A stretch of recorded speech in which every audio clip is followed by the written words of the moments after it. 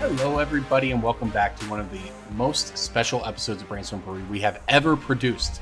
For those of you who might have seen the exchange on Twitter last week, sometimes crazy things happen in this world, and I have to say, our guest tonight is somebody I never would have thought we'd have on this podcast, but I'm so excited to welcome the one, the only, Senator Bernie Sanders to the cast. Senator Sanders, thank you so much for coming on. Thank you so much for having me. I'm here in support of the striking workers from TCGPlayer. Together we can defeat the 1% of people who think that Companion is a good mechanic.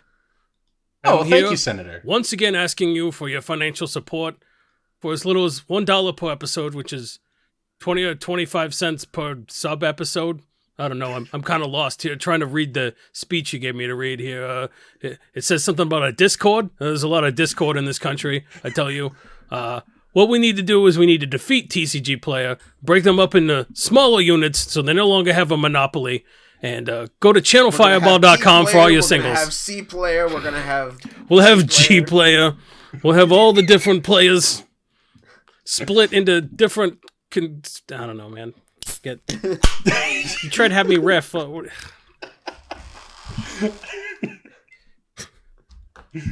to Brainstorm Brewery, everybody. That was kind of funny.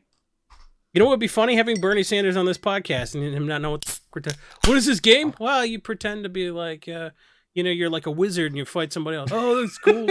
So what's this podcast about? Oh, well, we buy cards when they're cheap and then we sell them for more later. And then he'd be like, oh, I'm going to seize the means of production. You are the evil 1%. I'm going to miss Bernie, man. Like, he's Bernie's not dead, dude. He's I know, he no, survived but like that the thing heart is, attack. he's no longer really going to be in the mainstream after this. So like, you're just going to miss Bernie Sanders impressions from late night comedians and stuff. That's not true. He will reemerge in 4 years to scrape enough votes away from the Democratic candidate to reelect Trump. He will be a beautiful phoenix rising from the ashes. Once again, I am asking you to give me enough votes to fuck this whole thing up.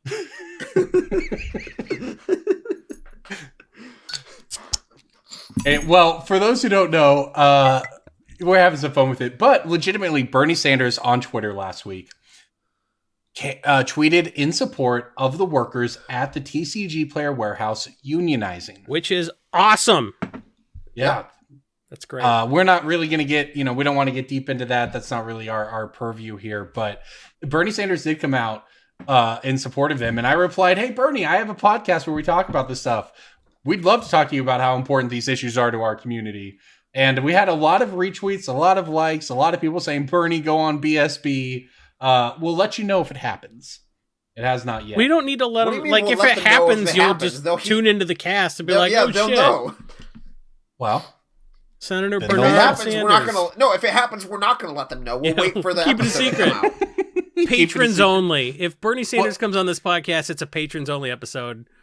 If I can't get Bernie, I'm going to set my sights lower. Okay? We talked about some options precast, and I decided that, I'm just going to start hitting up every senator I can find, every House representative I can find. Every time they tweet something vaguely interesting, I'm just going to reply, please come on my podcast to talk about this. All right? Back to the podcast, the mother podcast. Let's talk about companions and how they're dumb. The fucking podcast. Let's do the podcast. It's time for the podcast. Podcast time. There you go, everybody. Welcome to Brainstorm Brewery. That was the new opening. That was great. At the start of every episode. That was good. Episode doing the theme song. We're halfway through the theme song, and now it is over. Anyways, that's Jason, everybody. I'm Corbin. The other person you hear is DJ. We are Brainstorm Brewery. We've been doing this for 8 years. Podcast. This is episode 388, I believe. I would like to see doing this for as long as Trump me. is going to be president. I'd like to see a picture of me before I start. I bet I aged worse than Obama over the last 8 years. Certainly possible. Speaking of things that'll make you age a little faster, tell us, Jason, how do you feel about Companion? Because to hear the internet tell it, the companion mechanic has broken everything that Magic ever was or meant to be or ever could be. So how do you feel about it? Every format is now impacted by that stupid 2 CMC wolf Luris. card. Yeah. It's dumb. It's like, oh, hey, we made mulligans easier, and now you can have your payoff creature just on your mat, like it's EDH.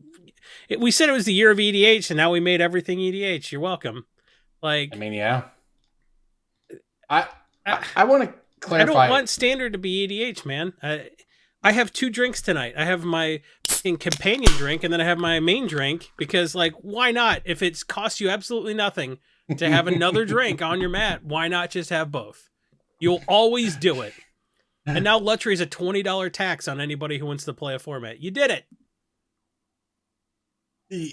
Yeah.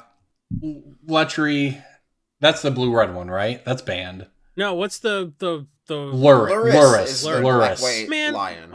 For those who don't know, this is like a George R.R. Martin novel. It's like, that's Harvest, not Harvid, you idiot. Luris of the Dream Den is Hassan, not Hassan, Jason. Got him. 1 mana, 2 white, black. So 3 total. It's a 3/2. Lifelink. Each of your turns you can cast a converted mana cost 2 or less permanent spell from your graveyard. Companion. Each permanent card in your deck has converted mana cost of 2 or less. Look, this is how they This is how they phase out Therese Nielsen's art from the game, is by making Eternal Witness just better and starting your opening hand.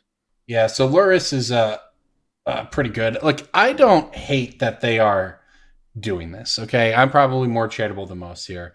They looked at.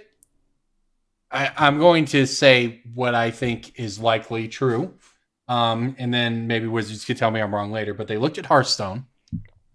They saw all these digital first cards designs. They saw the odd even mechanic where things could happen at the start of the game if you built your deck a certain way. And then they said, how do we put that into Magic? And you know what? That's fine. I like them exploring that design space. I think Companion is really neat design space, right? It's kind of similar to, say, a ley line or something like that has a pregame effect. There's something to it. And I don't hate them exploring it. Would you say that they were testing this when Eminence came out? Yeah, kind of. So why did they have to explore this in a way where it impacts every format? Because they cannot balance cards. They're like, okay, here's the thing. That's great, but guess what? This is a vintage card now. 2020 it's a legacy card, and it's a modern card, and it's a standard card. That's the power creep. That's not it's an EDH card. That's the power creep. That's not the design, though. I remember I tweeted a few weeks ago. I said something about how I thought Ikoria looked really sweet, but I didn't like the complexity creep or the power creep. And so many people replied to my tweet and said, "Oh, power creep's not a problem. No issues here. This is a very complex set, but power-wise, yeah, this is fine." And then Luris immediately breaks everything. They can't. The design of these cards is problematic. Giving people access to something extra in every game is enormously powerful. So they needed to make the downsides of them way more tough probably than they are. But look, I get that they wanted to explore the space, see what they could do, and you're never going to know if it works until you try. The problem is that they just made them broken, right? They just gave you this insane card. It has lifelink for no reason at all. I don't even know if that matters. But it's just too much. It's just like we talked about last week. It's just they went overboard, and therefore they're ruining it. We don't even know if Companion is an okay or cool mechanic. Maybe it'd be a neat standard mechanic. Maybe you'd have a year of standard where there's 4 different companions that people can play in their standard deck, and that kind of helps define the meta. And it would be a very unique standard, which is the point of standard, is to provide you experiences that you can't get elsewhere in Magic because they can take more risk because it rotates. But if they just break every card, if every mechanic and every flagship mechanic has something broken in it, then you get this, I guess. Yeah, I mean, I will say that I would prefer to wait on bans just because it is still so new and so yeah. I mean, people are going to try to break Companion, right? So, like, the first several deck lists and the first several events that come out, yes, you might see 8 out of 8 Companions in the top 8 or whatever, but that's because like 85% of people are trying out a companion in their something like deck, that. Yeah. or whatever, numbers be damned or whatever. Right. But like that, I would still prefer to wait on bans and restrictions. Maybe we find out that they're still broken, etc. But it is always just better to just avoid emergency bannings unless there is some sort of cataclysmic event or thing coming up. Well, I would say that Luris, I think if you probably ban, I think Luris is the one that might get banned because it's recursive, it's broken with LED, etc., etc. So right, that's a real thing. That card might end up going, and the rest of the mechanic might just be fine. Well, the Blue-Black Kraken is like really something for Legacy too. Yeah, that's an interesting one actually for Legacy. But the thing is, yeah, like you said, we don't know if they're broken yet necessarily. Luris probably is, but so when Jason says it's a Pioneer card, it's a Modern card, it's a Legacy card, it's a Vintage card, blah blah blah, like, they might be, but DJ's also right. They might just be trying them out. Now, what is an interesting point to bring up here is that this is a really unique time in that the set doesn't come out in paper for another month or something. You think it'll be a month? Yeah, well, who knows, right? Yeah.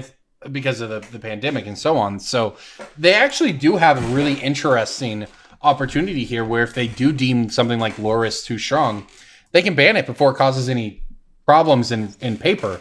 And so much of the problem with bannings comes from people investing into cards. Luris is shot up to like $15 or something on MTG stocks, which I guess is essentially the pre-order price because it's all a pre-order price for until we can actually get these cards in paper. But they could ban it now and no one would really be out anything. I guess they could be out pre-sales, but we might see sellers refund and blah blah blah. I mean, it's just less problematic now than it would have been if the set came out as normal. So, I mean, that's just an interesting wrinkle. I don't know if that really changes anything about the discussion around Companion. I do know that Luris 5-0'd a Modern event in a Merfolk deck. So that's a thing. Yep. People are pre-selling the Death Corona version of Space Godzilla for $160. I don't think the meme value is that strong. No, it is not. I think it's significantly lower than that. I think that if you spend your stimulus check on, let's see, 160 divided by 1200, or 1200 divided by 160. DJ does basic math. The podcast. Yeah, if you spend your stimulus check on 7.5 Space Godzillas, I don't know. There's no end to that statement. If you spend your, I don't know. I got nothing. That's a lot of Space Godzilla. Almost 2.5 playsets of Space Godzilla. Look, Space Godzilla is sweet, man. I want all those cards whenever I can get them. I guess there was some kind of snafu in the Wizards printing process where in the collector's boosters, you can no longer get certain Japanese cards or something. Honestly, not entirely clear on the details, but the Wizards did have to come out and say, oh, we messed something up. These aren't going to be in these booster packs. Instead, we're going to be sending them to stores to hand out, which is a great plan if stores ever get to open up again. And handing people something is something of the past, but, in theory, it's cool. There's a lot of things that are, like, in theory, Companion is cool. In theory, we'll have an election in November. In theory, like, you can, in theory, a lot of things, Corbin. You can anecdotally a lot of things. You're right. How about this, Andy? Let's just move on, then. Let's just go on. Let's get out of this ranting. We did enough of that last week anyways. Let's do Breaking Bulk. What's Breaking Bulk? Find out every Corbin, week. tell us what Breaking Bulk is. Find out something new every week. Explain the segment, Corbin. For those who don't know, for those who are new to the podcast, which theoretically we would like to think happens from time to time, we would like to think we didn't get all the listeners that we are ever going to get in 2012, and then it's just a shrinking pool of people paying less and less attention. Breaking Bulk is a game where we all pick a card from a set in Magic's history. We give some identifying information about the card, but not the card name. The card is something that people think is bulk or that we regularly receive in bulk, but is in fact not actually bulk you can make money from. And the concept here is that you probably have a lot of these in your own collection you don't know about.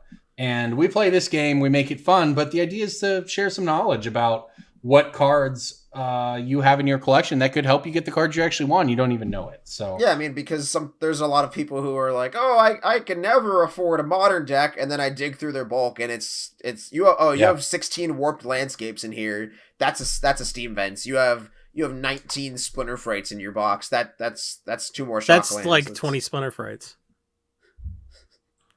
19 splinter frights equals 20 splinter frights. Send them to me. Yeah. It turns out 19 times 0 is the same as 20 times 0.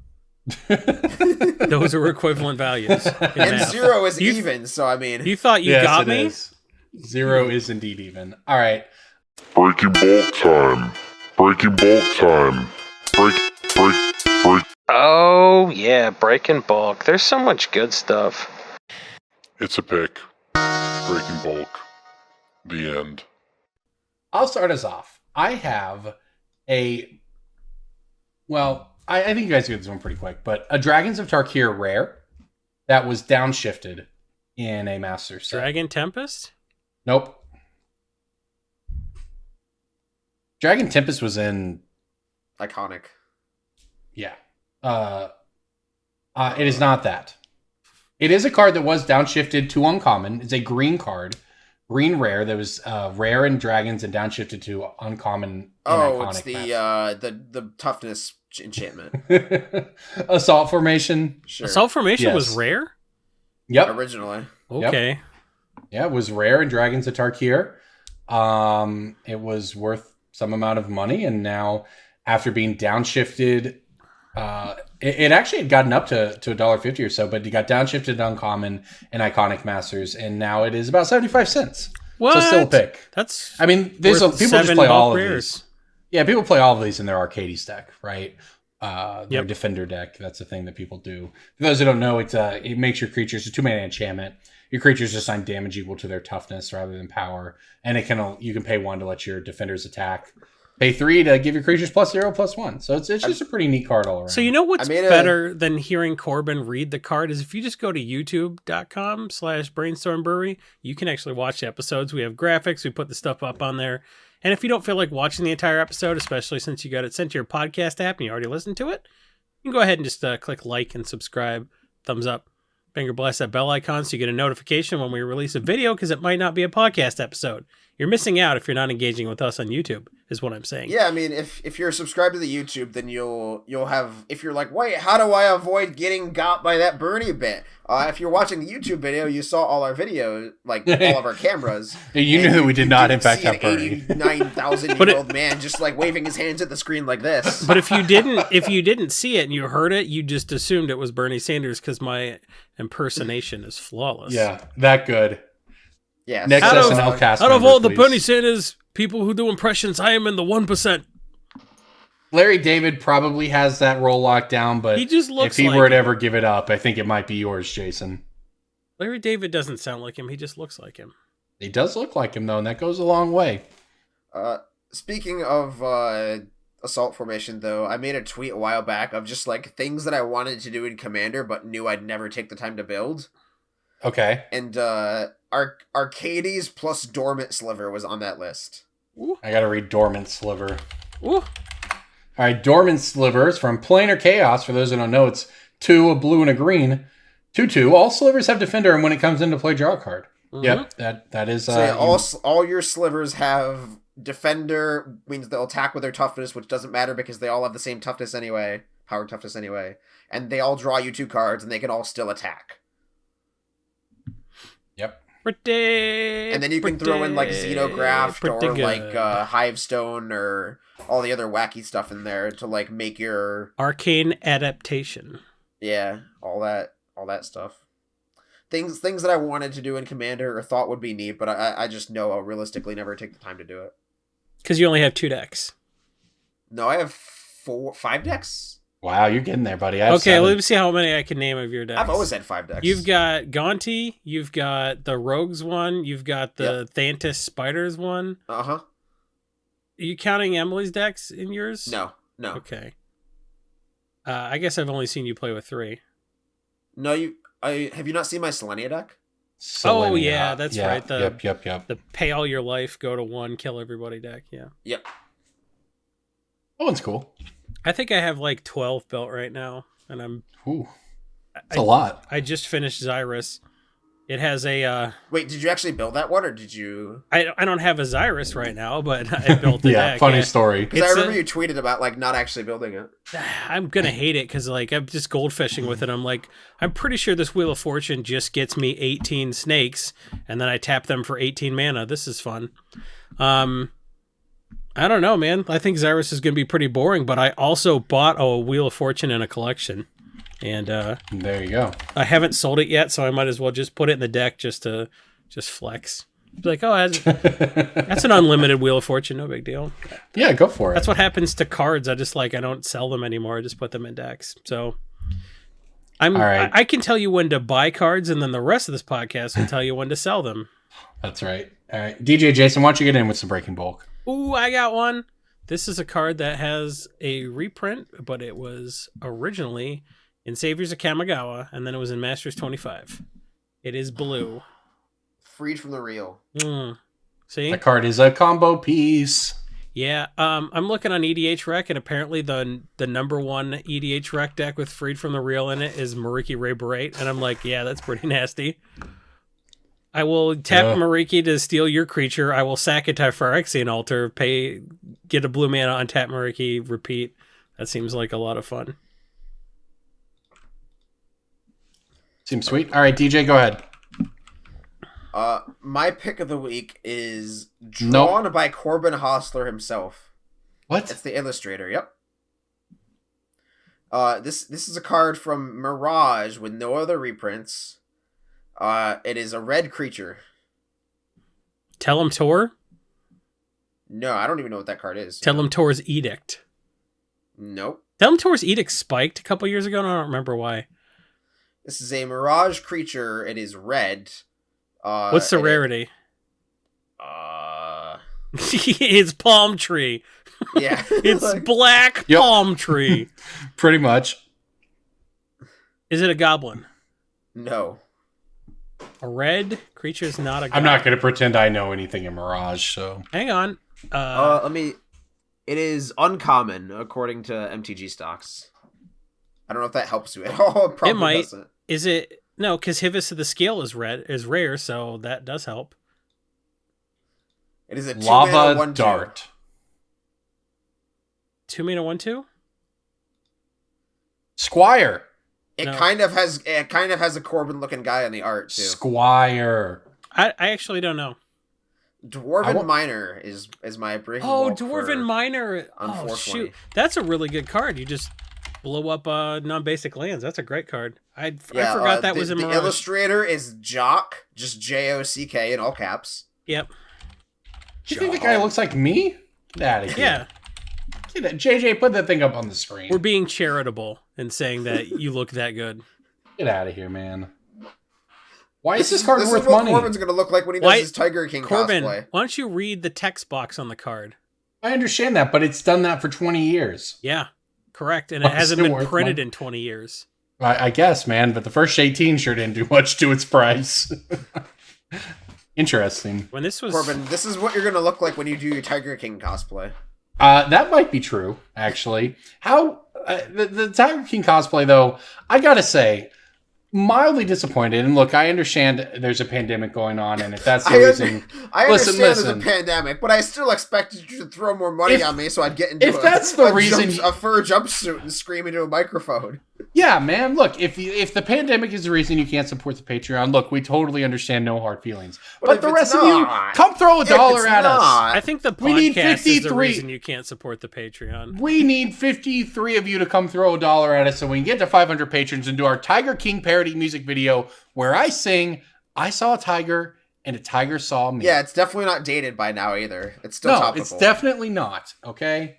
And it always will be. All right, that's just the way it is. Anyways, moving on, we do want to use this opportunity to shout out our sponsor, Channel Fireball, and just talk a little bit about their new program, Channel Fireball Pro.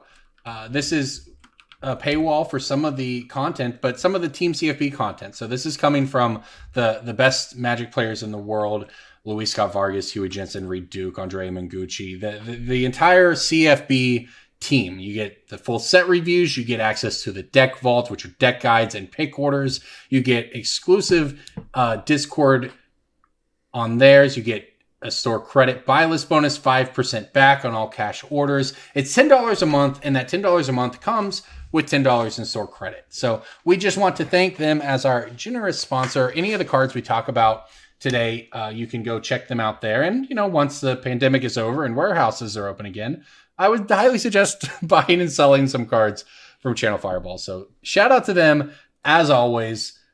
Let's move right along here. We want to talk about a different segment of the market and an interesting experience that Jason had when he was looking through cards recently for an article. So do you want to talk about some of the pricing? I guess we should I don't know if discrepancies is the right word or not, but why don't you go ahead and talk a little bit about that, Jason? So this was me connecting to, I guess, unrelated thoughts that suddenly made sense to me.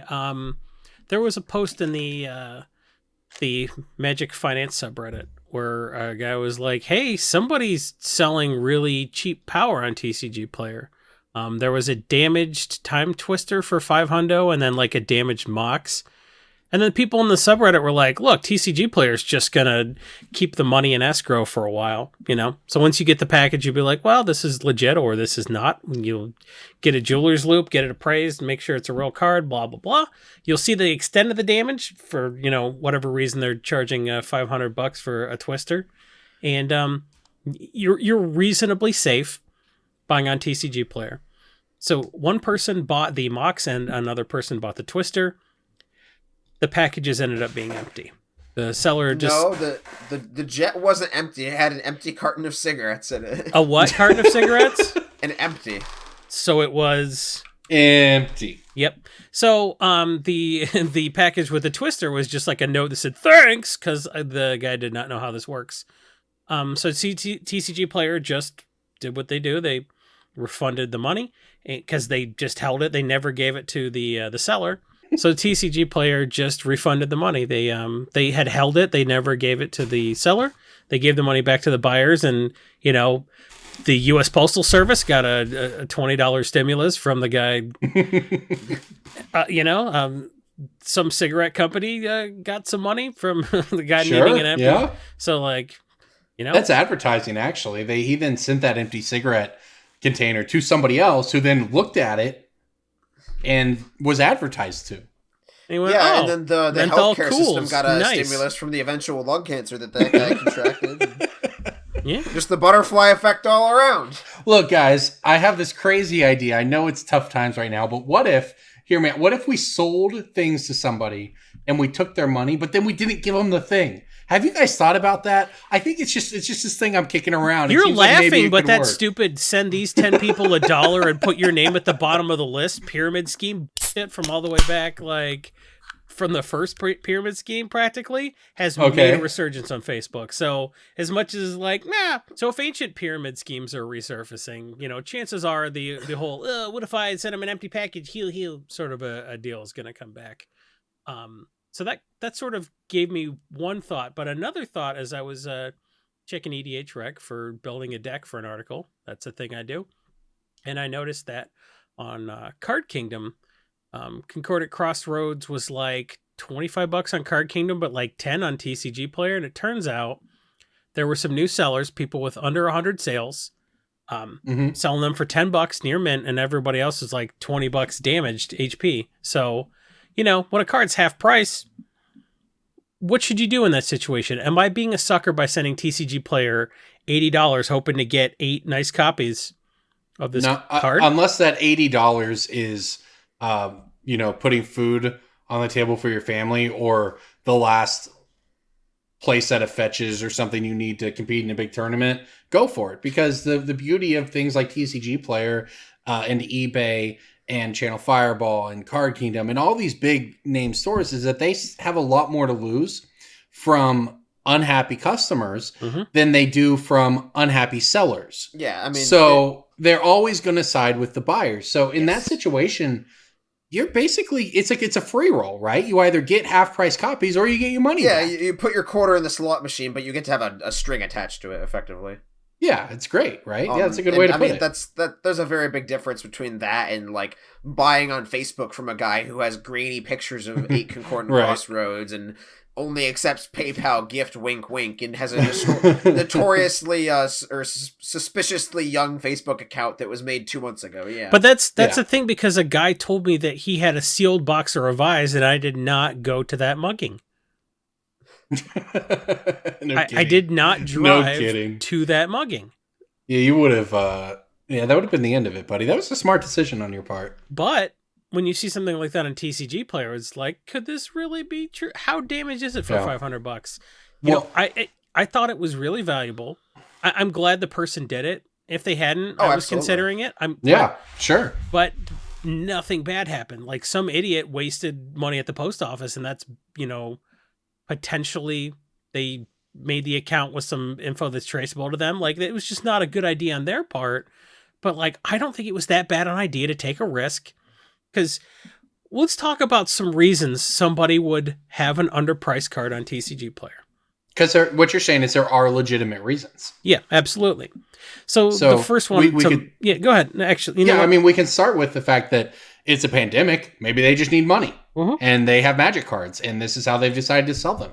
Yep, you want to be the cheapest, and sometimes you are going to sell a near mint copy for cheaper than the cheapest damaged copy because you want to. Too. Yep, it'll just move instantly. People will be like, "Wow, this is cheaper than damaged." Snap. So I mean, yeah, if I have for example, if I have a new account and I just made a TCGPlayer seller account, there are certain restrictions that program places on you so that you can't list a $9,000 card. Like if you have an account that's just fresh out of the box, you can't list a Time Twister for $2,000, which is why that original Twister was so suspicious, because $500 just happens to be the max value you can list a card for on TCGPlayer as a new account. But I mean, if I want to be able to work my way up and list my Power 9 that on the TCGPlayer, and I have to sell a bunch of small stuff first, that's an easy way to do it. Is just, I have this one row box of near bulk commons and uncommons. Let me just list that for real cheap real quick. Spend effectively like $40 or $50 to make a level 4 account, quote unquote, and now I can sell my high end. Now, sometimes you can underprice things in order to just like speed through the process of leveling up your store, so to speak. And sometimes you kind of have to. Now, say you have a $6 card and everybody else is selling it for $5.99 shipping, or $6 with 0 cent shipping. You are required to charge $2.99 or something like that for shipping your first like 50 orders or whatever. I think it's 99 cents is the min you can charge. Okay. So a lot of people, they're like, oh, well, I want to be the cheapest, but I also am required to charge this much for shipping. So my total price will be, whatever the shipping is plus the rest. I'll still be, everyone else is $6. I'll be $5.99. So it'll be $3 for a $6 card and $2.99 shipping. And I just have to do that for 50 sales. And so sometimes you'll see somebody that's $3 cheaper than everybody else. And that if it's a new account, that could be a reason that's happening. And you're going to see a lot more new accounts during this pandemic where people need money and they have the time to, mess around, make it a TCGPlayer account. This has been great for me. I've been sorting and shipping, taking bulk, delivering it around Oklahoma City to people. If anyone wants any, let me know. Selling it for very cheap. But yeah, that's all a function of people having not much to do. It's a great opportunity for people to start up TCGPlayer accounts. So, as far as that goes, I think this probably covers the most likely reasons that it could be legitimate, and that's, some of those are more unlikely than others, but this is a big world and a lot of that stuff does happen and people do get good deals on any website. Sometimes a big website will make a price listing error. And if you are the lucky person who catches it, if it's, not too unreasonable, a lot of times the store will just give it to you. I would always do that at the store. If people find something in the 25-cent box and it's $1 and they want to buy it and they're like, oh, I'll pay you $1 for it. I'm like, no, you got it. Just have it. Like, you did it. It's fine. I accidentally this was years ago. I accidentally listed a set of foil Splitter Twins for the price of regular Splitter Twins. Oof. Which was actually correct at the time, and just to get rid of them. Yeah. Well, no, this is like after a spike or something, but I don't remember the details. But I just remember I got the I got the order and I was like, oh, I sold my set of Splinter Twins for X amount. And I was like, oh, they're foil. Great. And I just sort of begrudgingly tweeted about it. And to their credit, TCG actually credited me the difference between the market price of the foils at the time. Oh, really? That was nice of them. Yeah. All right. So let's talk about, though, the other side of it, right? You know, what would you do if you see something like that and you take the risk and it does turn out to be a scam? You get an empty cigarette box in the mail. Then you hit the escalate button and you get your money back.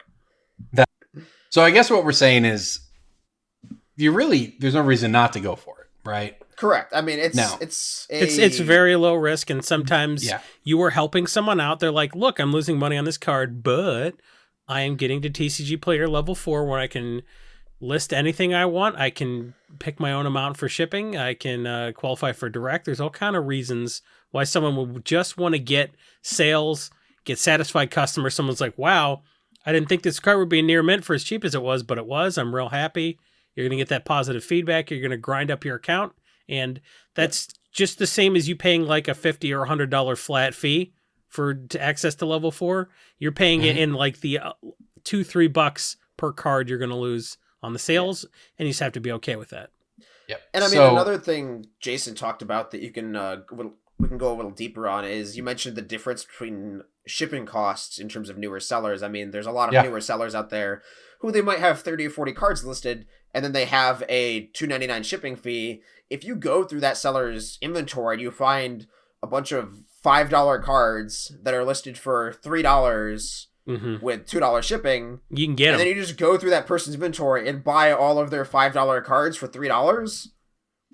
That's a very, very good way to get a very good discount and teach somebody a very harsh lesson. You pay the shipping. But also they get all their sales, right? Yeah, that just count as one sale? It counts as one sale. Brutal. This is a next level gaming from DJ there. Well, it's not even next level. It's just it happened to DJ. It happened to me. I think it happens to everyone when they're new. Well, it didn't actually happen to me, but like I've done it to other people. I have too. Of course you have. One recent example was just and a really easy way to find these issues, like if you're asking like, wow, how do these guys find all these cards that are underlisted? I find all this stuff while listing cards, because when you list things on the TCG Player platform, it gives you the available lowest price, the last sold listing, and the market price. So there'll be a lot of times when it's like, oh, I'm listing my inventory, I'm going through batches, listing Darksteel 4, why is the low on Darksteel 4 $6? And then I click view live prices and buy it. Yeah, there you go. And you know, this is all interesting. And the reason you may say, well, why would somebody do that to themselves? I don't know how many of our listeners have experience in the Craigslist or Facebook game when it comes to buying and selling Magic cards. But it is, to put it generously, a nightmare. I've not done a ton of it myself. I have heard a lot of horror stories from people and people I trust, and I've, given people a lot of advice as they go through these things. People get scammed on Facebook all the time for Magic cards. Think constantly. About how dumb your average Facebook user is. 50% of them are dumber than that. Mm-hmm. Yeah, people and it's so easy for people to just make a new Facebook account, make more Facebook accounts to give themselves, fake references. There's just whole things. And there's entire groups online dedicated to bringing out the scammers. But there's just so many scammers. Look, if you're buying a card from somebody online, never send friends and family unless they are your friends or your family. Okay. Or unless they're like a very, very, very well-established person in the community, like Bernie or Mike or like. Yeah, like clearly, like or when I can afford to lose the money, right? Right. Whenever any of us do deals with people, like we have something that's more valuable than that card, our reputation.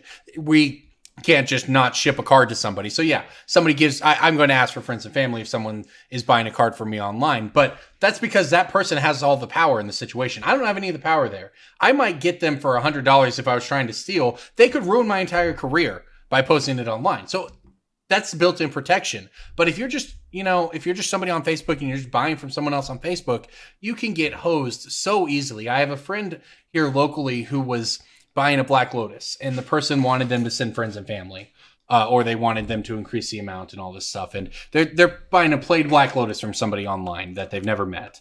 And it was a good price and all this stuff. And I was like, they were asking about it, and pay the 4%. I understand that it's 4% on like $4,500 or whatever you're paying for this beat up Lotus, but do it. You do not want to leave yourself open to risk there. You got to do goods and services so that you have some protection should you need it. And honestly, you deal with that grind enough. You just want to start buy listing your cards to Channel Fireball anyways, because selling to people on Facebook is a nightmare. Dealing with people on Facebook is a nightmare. Did you really Dealing work with Craigslist is horrible. another pitch? Oh, you're a master. I try. I don't love even getting work the there messages anymore. on Craigslist because I have a constant bulk listing up for just comments, 1,000 count, lots of comments and uncommons. What do you And I sell get that stuff messages- for?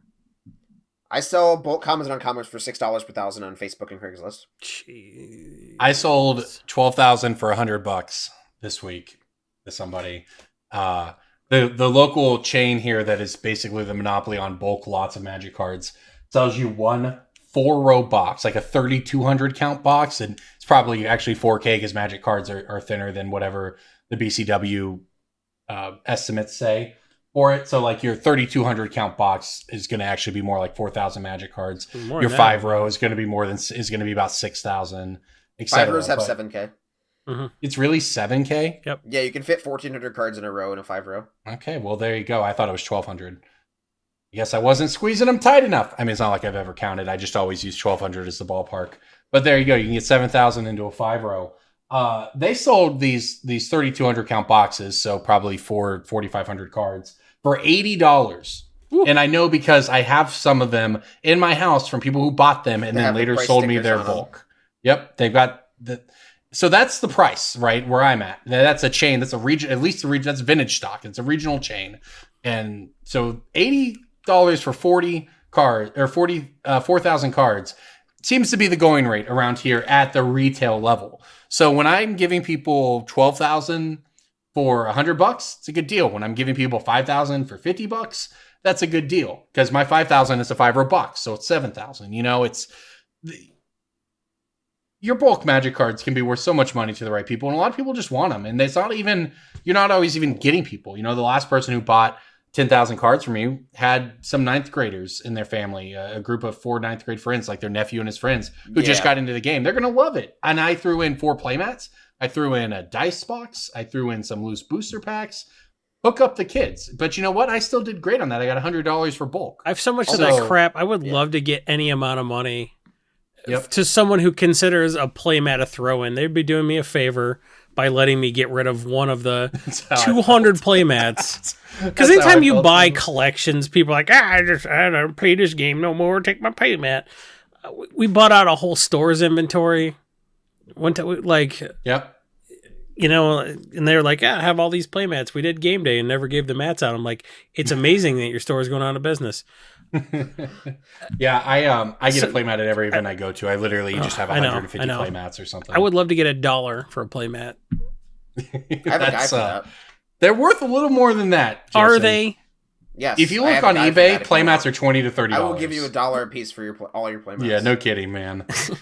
Playmats have, and that's the worst part about Magic stuff is it all has value. I feel guilty throwing out anything from Magic. It all has value. Stupid spin downs have value. Rules books have value. I sold somebody a rules book from 1999 for $5 or something, just like the little insert book. You know, it's just. I used to trash. list sold, everything on eBay. I was selling like empty revised deck boxes on eBay. Yep. I sold 8 Ultra Pro binders this past weekend. Somebody messaged me and they're like, do you have any empty Ultra Pro binders? I was like, I have 8. Take them. That's funny. They messaged me as well. I told them I'd have to look. I have some here. That's good. I guess, yeah, people need binders. People need all that crap. It's just crap to us. I would just want rid of it. But yeah, that's what I've been doing during quarantine as best I can. I'm picking cards and then, well, I've got a 5-row to sell. Instead of stacking them all up kind of like I used to do until I'd have 100,000 and then take them somewhere to sell them, the bottom kind of dropped out of the market, maybe because I was dropping hundreds of thousands at a time. The bottom in also the city. dropped out of your boxes because you left them in water. Oh, I mean, that's like not entirely true. The bottom was still there. It actually just weatherproof your absorbed the water. office. We have somebody coming out next week to do it, as a matter of fact. In a quarantine? We're paying like Oklahoma is not quarantined. Oklahoma is not. It's not. I don't know what to tell you. So we have people coming to fix the foundation on my office. It's going to cost us like $3,000. So that's cool. It's not like we planned that before I lost all my work due to the pandemic. Work, that sounds cheap.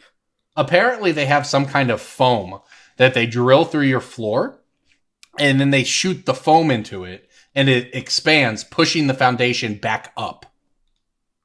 That sounds suspiciously cheap. It's a real thing, man. I had no idea. I had no idea. Disagreeing with that. Yeah, I had no idea. I had no idea. Foundation foam sounds like the magic beans of construction. I mean, yeah. You throw it into the ground and then it grows.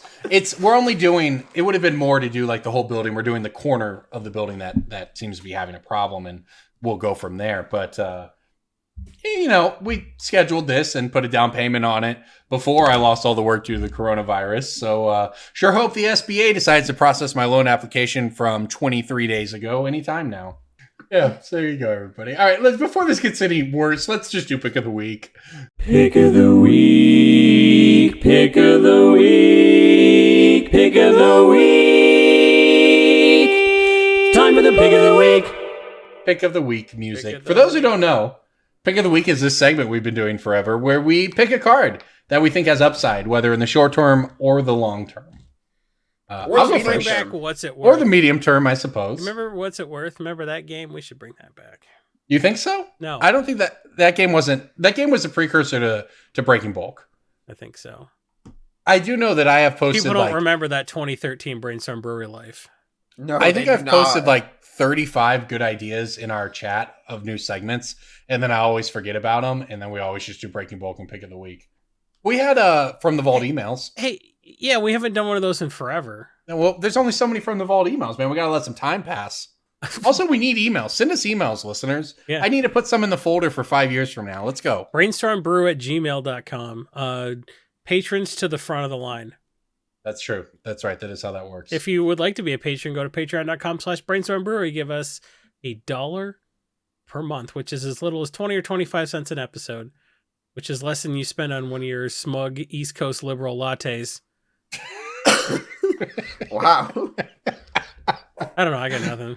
Libtard lattes. It's our best seller. Nowhere to go. You'll spend $7 on a venti frappuccino, but you won't support your favorite podcast.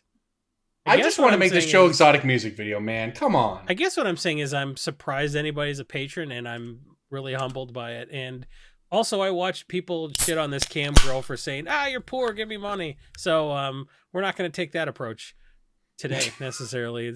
It's still a little soon. But what I will say is, if you did want to have access to our Discord server, where we talk about what a goofy-looking person Corbin is and other stuff, just go to patreon.com/brainstorm brewery and you can give us 20 or 25 cents an episode, which is, it's nothing. It's like a game of Street Fighter 2, but like it lasts an hour and then we say the F word in the car with your kids. That was quite the pitch, Jason. Hey, man. Speaking of... I had a companion drink along with my normal drink. Yeah, man. I'm out of small beer. Look, it's a pandemic. I can't go to the store. I'm out of small beers. So I drink a whole bomber of like 12% beer, which is basically just drinking a bottle of wine to the face. And I did that like 2 weeks in a row, and everyone's like, results were mixed. Or I make a mixed drink and like go with my literally very last small beer from my beer fridge. I clean that sucker out. So what do you want me to do? Ooh. Do you want Jason me to get a little too drunk or a lot too drunk? Jason is struggling. Let us know, listeners. Jason is struggling during this pandemic. No, I have wine racks. Wine racks. Oh, that's the full backup. Of beer. Yeah. When things get serious, we bust out the wine rack. Okay. I've wine. No, not a wine rack. I have wine racks. Some wine, lots of beer. Like I'm stocked. Okay. But at the same time, I don't want to drink a whole bomber on this podcast. Okay, so Jason's been a prepper. You've been a prepper all along. I guess if you've made fun of so many preppers, and yet here you are with a 3-year supply of beer and wine. If I could put a nipple on a bottle of KBR and feed my son, then like it'd be fine. But that's not really a thing. So I guess I just watch my kids starve. I'm like, Daddy's getting his calories in his tummy. All right, man. Good for you. Your X Factor is this cardboard cutout of Avison behind you. There you Well, go. I don't really agree that we need a supply of fresh water given all the beer. I don't really agree that we don't have enough food given all the beer. And I don't really agree that we don't have a way to defend ourselves given how violent I am when I drink all the beer. So you know what, practical preppers? What you can do is you can go back to your little ivory tower and you can assess somebody else's doomsday prepper situation, because what I got going on here is enough beer to last me, not my family, me, for the next 14 months. Okay, practical preppers, if that is your real name. Okay, so why don't you just get out of my face? I'll give you a 5 out of 7. I appreciate I your got a assessment. hospital entrance to block. If you excuse me, I've got to go grab my AR-15 and talk about how I can't go to the hairdresser. That's what I was going to say. You know, everybody's on about... everyone loaded up on toilet paper, right? Everyone made a run on toilet paper. Everyone should have been making a run to their barber shop, man. You know what? All these doomsday preppers, like, this is it. This is doomsday. And they're like, man, I'd rather go outside than go in the empty shipping crate my friend buried in my yard.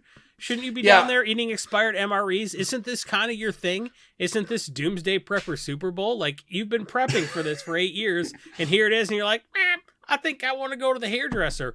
Really? You're going to take this opportunity to not grow a mullet? What the fuck are you talking about? Everything you post on Facebook is like a mullet. Just grow the mullet. Right? Your wife can't trim your bangs a little? I don't know. No, they're too busy at the Capitol, man. I got it. Got it. All right. I'm going to jump in. I'm just going to start with pick of the week here. I've got a card that was... recently in Mystery Boosters, which, if you don't know, I think is a product that came out. No one really knows at this point. It came out at, like, it was at GP's, and then it's like, it was at a store, but not your store. I think it was supposed to be in store, but all the stores are closed. I don't know. And the sky is gray. Torment of Hellfire, though. Nope, nobody. Torment of Hellfire? Torment of Hellfire dropped to $5. It was up to $8. It dropped to $5 after the reprint in the Mystery Boosters and has since rebounded to about $5.50 market price on TCGPlayer. So I have to say that looks like the floor. Torment of Hellfire, I think, is pretty clearly the best finisher in a control deck in Commander.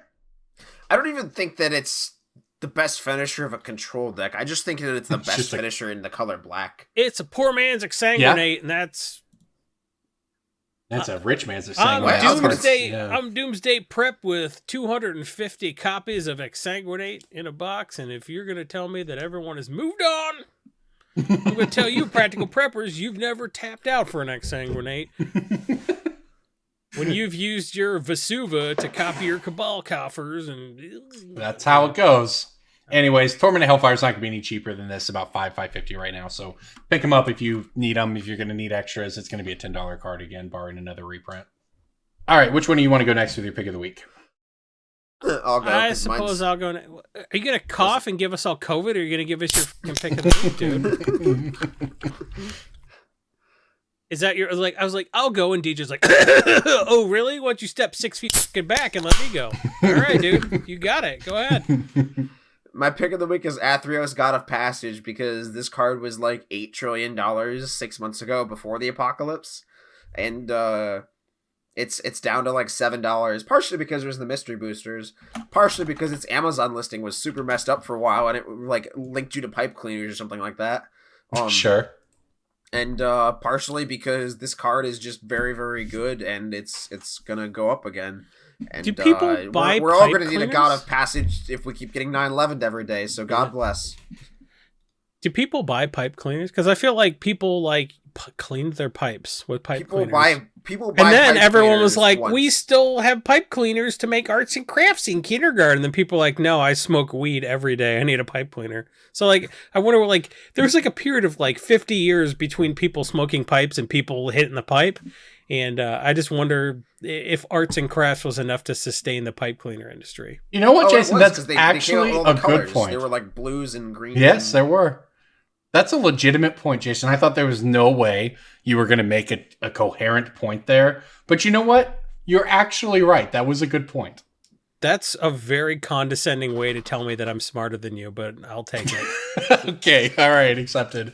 What's your pick of the week? My pick of the week is a card that is good in all formats, but not companion card good in all formats. Okay. This is Dryad of the Elysian Grove. Yep. Which is, I don't know. We took a look at the price graph. I don't know if it's going to get much lower than $7. Something radical would have to happen. This would have to be banned out of a format. This would have to be reprinted. Yeah. Or we would have to start eating magic cards as a way to sustain ourselves. Yeah. I mean, that would increase the price, buddy. Yeah. Every copy of Dryad of the Elysian Grove that is turned into feces inside someone's body just means the rest of them are that much more valuable. That's true. So we would have to start producing Dryads of the Elysian Grove by eating other cards and then pooping them out randomly. So an infinite number of monkeys eating an infinite amount of Corbin's bulk. Eventually one of them would crap out a fully formed Dryad of the Elysian Grove with everything spelled right. Because that's just the nature of infinity. Yeah, man, you're right. Look, this is an interesting pick because... By the way, do you remember how broken this card is and the fact it just got released in Theros and we forgot that it was a broken card release? Like, I recall looking at this card now that I went on a rant about how it cost 2 green instead of 1 green like Courser of Krufix did. Mm-hmm. And then I forgot Dryad of the Elysian Grove existed because it's not even the most egregious broken card from that set in the modern decks that play it. That's Uro. But you're right. This is a really, really, really, really good card.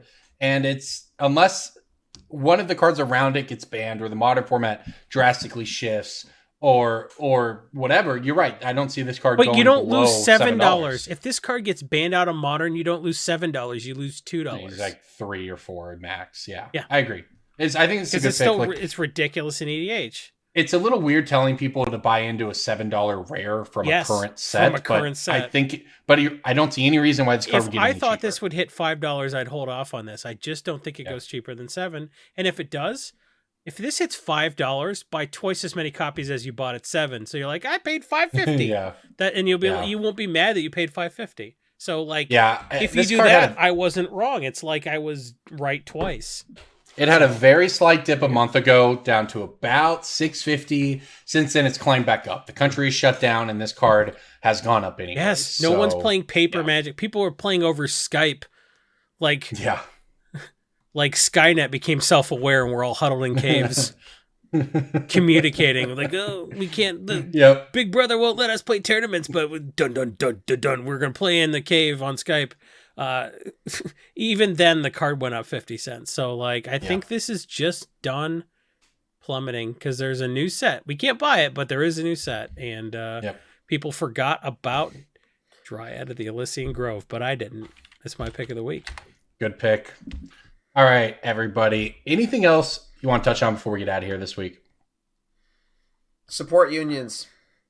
All right. I think we can all agree to that. Everybody, thank you so much for listening to Brainstorm Brewery. I'm sorry we disappointed you by not having actual Bernie Sanders on the podcast, but you got to start somewhere. We got Jason. If you're a Bernie Sanders supporter, you are used to being disappointed. That's actually really sadly accurate. All right, everybody, thank you for listening. Look, stay safe out there. Enjoy the magic you can, however you can do that. Thank you so much for listening and supporting this podcast. This is Brainstorm Brewery. We'll see you next week.